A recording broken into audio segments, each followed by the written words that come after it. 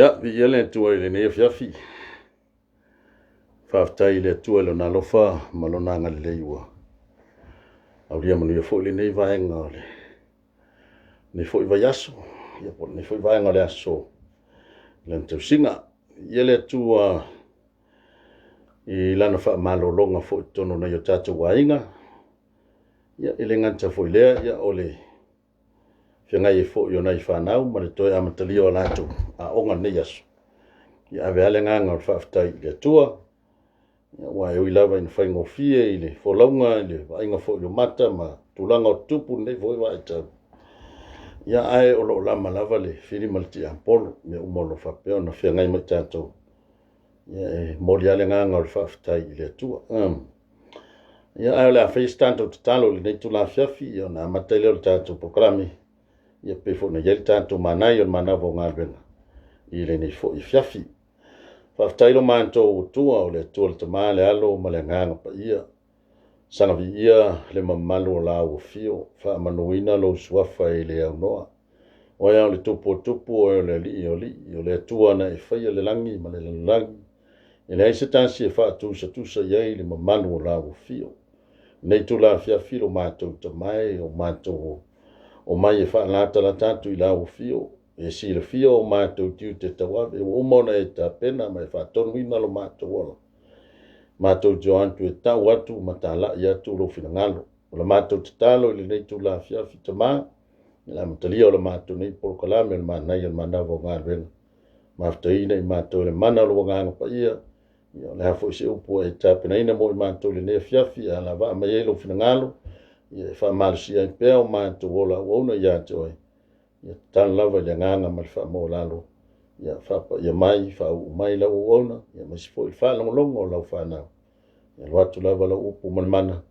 Ia maua lunga hai vi inga o lau. Fio no sua feisu kiriso. Amene. Amene. Ia vi ia leri. Whatan whatu li tātou au whafonga le fiafi. Ia wha manuina le tua ua. Taitai me foi lau tau soifua.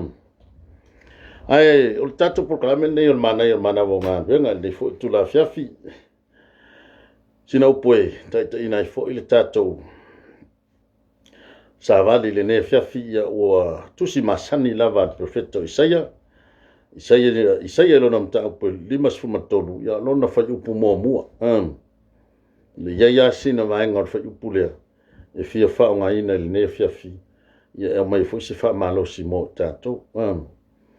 Isaia ilo nam ta pe lima su tolu ia fa mua oi ea o talitonu le mato upu e tau longo atu wa falia ia tai le ao yo ai tanga ile vaenga mua le fa upu e se fo ile tupu e manatu fa tupu longona oi le tala noa nga yaile le tustala oi le fa fisilia nga yaile tustala po fesili mai ia tātou, po fesili anga ia Yesu. Awa o nai e au tilo atu anga I whai upu mua ma so tanga ma whai upu e lua. Nai whai mai na tupu ai o ia e pei o se tān tupu i ona luma. E pei o le pongai le nuu na mati. Ona na winga e pei ni so tanga o whai upu ia. Ia e taluai, ia o tātou o tangata whai tautusi. Ia tātou fo yo lo yele tātou ngaluenga tau ave. Ia male tātou ngaluenga whai. Ia ne nālai pe e te taun te taila iai o tātou manatu le nea fiafi. Whai maile waenga o le whai upu e fia whaonga ina I le sāwari le nea fiafi. O ai ea o talitonu I la mātou upu e tau longo atu. O le manatu e fia wha mawhaina I le nea fiafi I le manawa manai o le manawa o ngā ruenga. Whapea, o le tāua o le taulongolongo. O le tāua o le taulongolongo. O le tātonga luenga le whaipea. O lo whai so I le aso, ma le aso. Anu atu I le asa, o lai, the same thing, o lai whai te whalongolongo le upo le tua. Anu atu I marketi le stona, I o lai whai yentanganta lai la unga I whai le upo le tua. Watu fo I lungo le la tele, te I fo I aelo vai atu lai fo I la unga mai fo I se tasi I lungo le wale tele. Ia foi taimi ia langona fo ia le tangata e pe e fasino lima. Ia te ila to o lo faia le ngaluenga lea. Ai nā se toi wha manatu ia te tātou le nei a fiafi. O le tātou ngaluenga fai lea. O le tātou lewa la awina o le tāla i o le whina o le tua. O whea lava la tātou te tāla iai pe tātou te o mai fo ilunga o le Facebook ma le YouTube. Po le ale toa inga platform tātou te whaongai nai mo mori ele upo le tua. O le tātou ngaluenga whai lea o le taulongo longo ina o le fionga pa ia le tua. Tangai lai upo e peo na o mai e whaongai ina le nea fiafi. O ai ea o tali tonu i le mātou upo e taulongo longo atu. Nā tangai le iai to tonu o le leina lea. E whoringa mai e lua i tu ai ngā tangata lea o lo tala noa iai le whai upo. Pea fia wha malamala maina.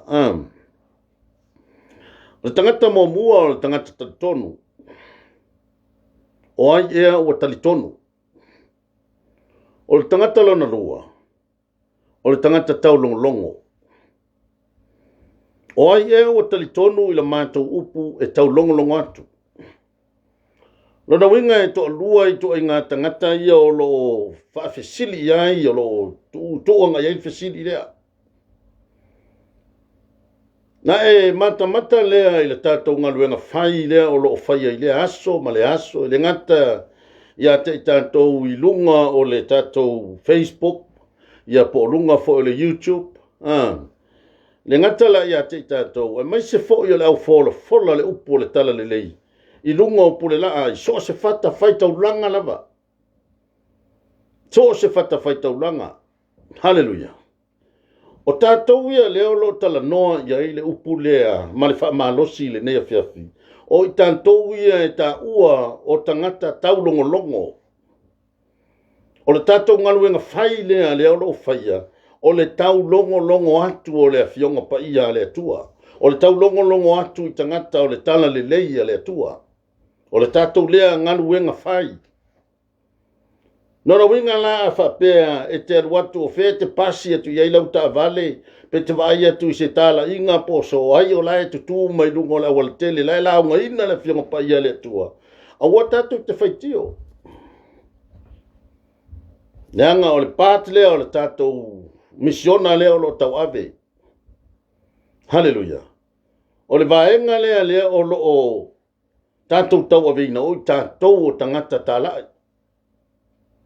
O i tātou o tangata taulongolongo i le fionga le tua. Ona e tanga i le iai. O le manu lauti o le finga na ngalo le tua ma maiso Yesu te riso malantala lei.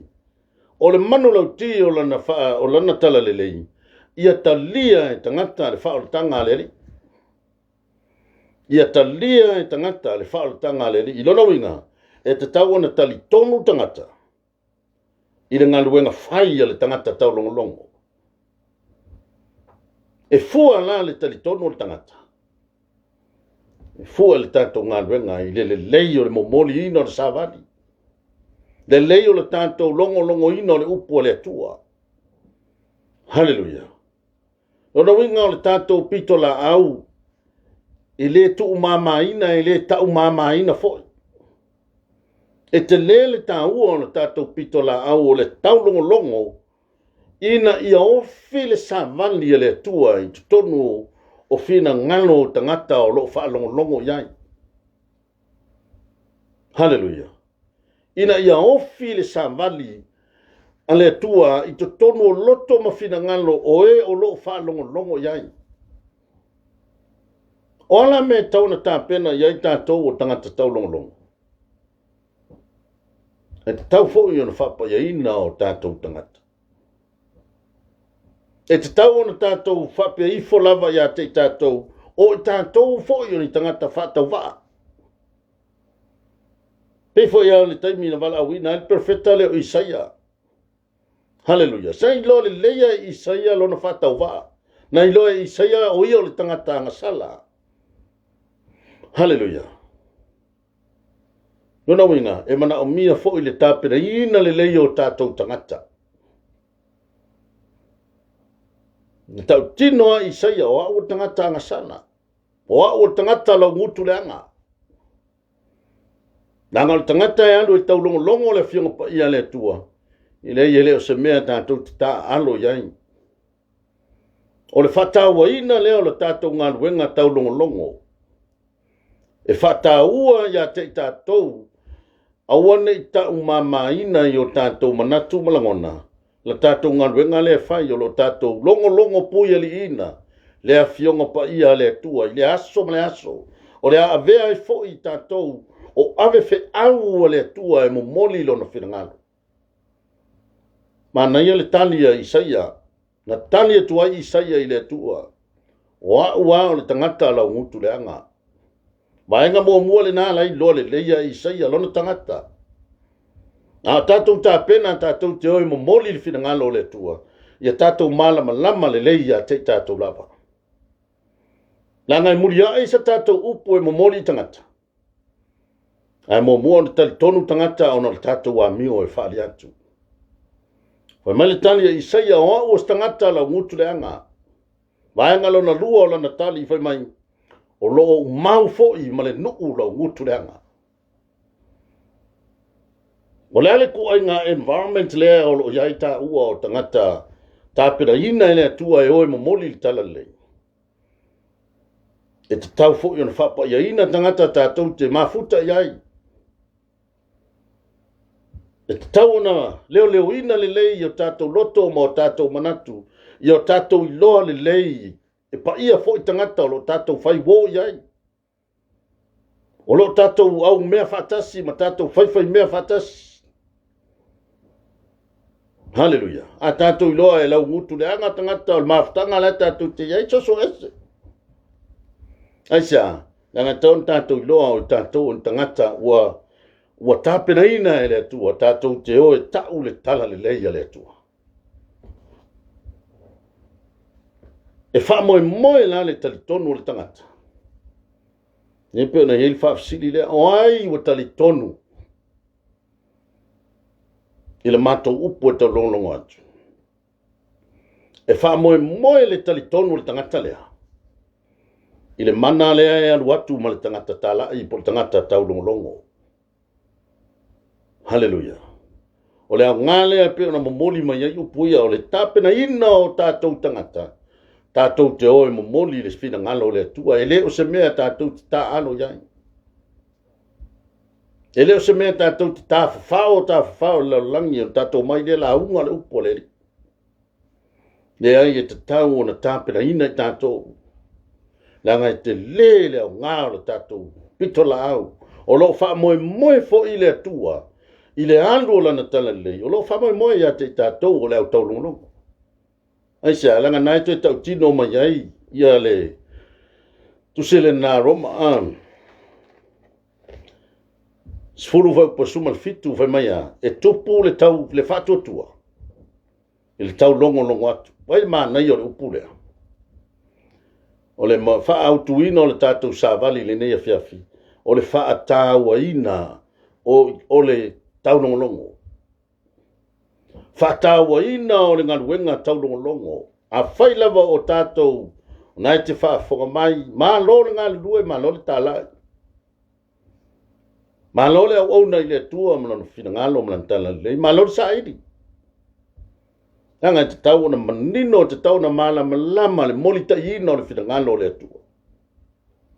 Ana le uma na whapa ia Isaia. E le alu Isaia e whaitala le. Ta la il fina ngalo le. Ma mo moli sa vadi e pe ona il fina ngalo le tua. Hallelujah. O le whatawa ina lea o le tangata. E alu e mo moli le fina ngalo le tua. Taun tātou iloa o whapa ia ina i tātou. E taun tātou malama ua lava tā pena o tātou tangata. Ia ala le mafutanga wala lata i tātou ma le nganga pa ia. Langa te tauna la ngona e le tangata whalongolongo, le momoli nā tole upu. Ia o le loto le tangata, ia le mana o le upu le tātou te o mai tātou. O na whatoa o le li vaenga lo na lua o le mata upu, o le tangata talitonu. Pe ia ona fai atu ele ma fai ona tali tonu tangata. Pe a fai ele ato atoa na momoli le upu. Ele ngata o le ato atoa le momoli le upu. Ai mai se o le whapa ia ina o tātou o e o loo momoli ina le upu. Hallelujah. Ia le atua. Fai mai ona ngalue le a whaalongo la le tangata le upu. Ona aluatu le male mana wa ofia nei totonu le loto. A mata le whaalongo mantua le i paa i le meta o le tonu. Aluatu le upu taia i talinga o le tangata whaalongo longo. Ona amata ona minoi le o le upu le a wan wifo i totonu le loto. Ona ngai oi ai le o le nganga o le atua. E fefuri sai le mafau o le tangata whaalongo. O le aso na langona pe na te talia le upu. A whaila e ofi le upu i le loto le tangata. Ia ona talia lea ma whapia ifo le tangata. E moni hoa ua lea e tala noa mai ai le upu. Na winga o lea ua whata o le tā ua lea o le tātou ngaruenga taulongolongo. Ina ia ofi le upu le loto le tangata. Ao olola ina tali tonu tangata. Ia le tua. Ia tu e tau tino mai Paulo ile tusia. Roma sfulu aran whaupa sfulu. O le loto e tali tonu ai. E o mai ai le ami o tonu. A o le ngutu e tau tino ai. E o mai ai le ola. Ia le tua. O le whataua ina lea o le tātou ngā luenga taurongolongo. Ia le li. Ioane lua se furu alo na whai upo e tolu sumaltasi. A o tu sia ia mea, ina ia tali tonu ai utou, o Yesu o le keriso lava ia. O le alo o le atua, ina ia maua i fo i le ola i lona suafa, o utou o e tali tonu. E ia ona tau mawhai atu le Samali, e tā ua ia o le ngaruenga tau longolongo o le tātou te whaia. Fai oe o le nai te tā pena mai, o oe o le fai porkalame, o au foi o le fai porkalame, o le tātou ngā luenga lea o lo fai. Fai mai e o atu lo tātou leo i whea. I le atu lau lau. Hallelujah. Tā ua le nao le ngā luenga le tātou te whaia. I ia le atua. Fa mai fai po suma le valu, tu si na Roma, sfulu. E moni ua oro lantou leo i le lalo langi umalava. O ala to upu fo i tulu inga o le atu lau lau. Hallelujah. Ma vai yo le malosi anga o le ngaluenga tau longolongo. Ia le o tape la ina e tua runga fo i o nei fo i internet ma o penga o fesota inga. O leo te tala noa atu i nei wainui o manta i te tonu o si o fale. I nei tonu o lower hati Wellingtone, i New Sila. Ai o fea o le atu lau ma le lalolangi a tonu na te langona mai au i Amerika. A tonu na te langona mai au i Samoa, na te langona mai au i Aukilani. Na fe mai ai o le malama le ata uma mai ai tuspa i a tato me i fai. Fa mai e moni o olo lantou leo i le lalolangi umalawa. O ala to upu fo'i tulu inga o le atu lau. Vai o le malosi anga o le tatou nganuenga. E le na o te tonu lau lo ufale leo te tautala ai. Ie yo le ua o atu lau leo o fea nai te langona mai ai. Tatou o le au fas. O le au fola le fionga pa ia le tua. O le fatau o hina o le tatou nganuenga. Nganuenga tau longo. Fea o le lalo langi o fea o le mamao e vasa e fia. La alu watu iai lo tatou leo. Ta lai e tuai le whirangalo le atua. Tau on tatou whataua ina le tatou ngaluenga tala. O le tatou ngaluenga tau longo. Tatou te moli ai le upu ma le fionga pa ia le atua. Hallelujah. E pe o le savali le mo tatou le ne fiafi. Tu iai le isi wha mamafa le tatou ngaluenga. Leanga fina ngalo Yesu te miso le na fa pe mai o atu ia. Fai no umalava maso. O le tangata tau longo na tala noa ia Yesu. O le atoanga la o le tala le lei ma le atoanga o lona fina ngalo. O lo fa moe ma Yesu ia te ita ua o le au tau longo. Na mata le iai. Ta tala mai le mata upo lima sfu ma le tolu le mata upo lo valo ia ai popo ngā le msia. Ai ta tala mai o tangata ia o lo fata ua ina na lai o na o le msia i o na popo ngā. Ele ngata o le tangata o le ahanu i longo atu le upo. Ai o le autu ma le manu lauti o le tau ngal wenga tau longo. Ia tali tonu le tangata le fa atua. Ia sala mo le tangata anga sala. Haleluya. Ia furi tua i le leanga. Ia fo i mai i le tua. O le ngal wenga le ata tau le tangata tau longo. Lono winga ele se tama inga wenga tato me lo fai. Ya la ona tato fa peifo. O le tano i le li ma le tato sa i le atu i le tua. Au mai le malos. Ma tau te toe tu la ia e failo fina ngalo. Au mai le poto ma tau te tau te tala ai. Au mai le whau unga ma tau te o atu ai. E le te poto e le te malosi le tangata. Ai a whai e failo tato poto ma le tato malos. Ia ua mau alo tato taimi. Ai peo le upule nea fiafi. Wana se toe fafangu. Ma se toe ti mata ai le tato savaringa. Fata ua lo taola tau longo. Awa aisia e tupu le fatuatua i le tau longo. Tau longo o a fionga pa ia le atua. Ia whamanuia le atua le nea fiafi. Tulanga foi o fuafanga o ani la vasinga o toe. Ia alofa le atua ia whamanuia atu ia te tau. Whamanuia le atua i leo sunga. Whawhengainga ia se uso ia fiwa lesi o lo tapena mai fo ilon sa moli ma tau longo le fionga pa ia le tua le fia ia malole finau malole tau ata i le tua ma tala lei ia fa manuia le tua ia te to uma lo fa pe na mo mai tato nanga ne fiafi fa tele le fa fo mai ia le tato por kala mele ia o le manai o manavo ngalwen ma se fo se u fa malosi mo tato ia fa manuia le tua ia le tato fa i le tano. E to tamale alo ma le ngang pa ia fa staile ne vanoa ia o mato fitu fa ia fa no foi lau fa na ia vatu se puto e ti matai le mato saveling ia mato te fai me ona ma tau tua lo filangalo e ala i le tala ina le o lo tala le fa staile manatu mai ia te mato tangata le o nga lava i mato i lu mo lau fiu ia fa staita ma o e fa ngana ina mato e fai ai mātou mau mea whai ngā koe. Fo ia te oelo vi inga ro mātou tu. Ono Yesu te riso ro mātou li mo mātou whao. Amene. Amene. Whamanuia le tua i ngā koe whai lea fiafi.